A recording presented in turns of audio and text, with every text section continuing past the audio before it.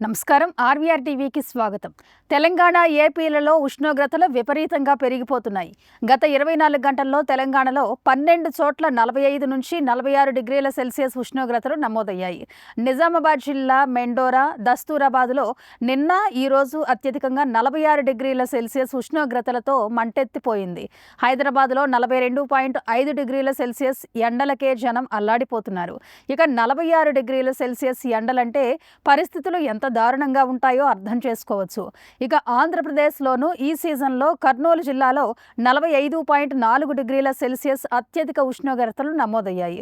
వర్షాలు పడకుంటే మే 2వ తేదీ వరకు ఈ హీట్ వేవ్ కొనసాగే అవకాశాలున్నాయని వాతావరణ శాఖ తెలిపింది.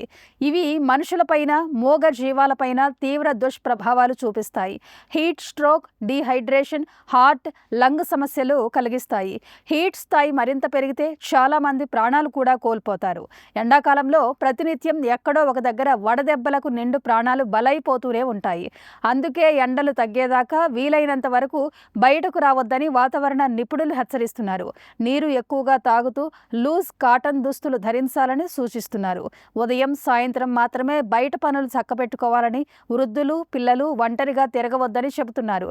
జ్వరం, మూర్ఛ లక్షణాలు కనిపిస్తే వెంటనే డాక్టర్ దగ్గరికి తీసుకెళ్లాలని నిపుణులు సూచిస్తున్నారు. ఇలాంటి కరెంట్ అప్డేట్స్ కోసం చూస్తూనే ఉండండి మన ఆర్వీఆర్ టీవీ. లైక్ చేయండి, షేర్ చేయండి, సబ్స్క్రైబ్ చేయండి.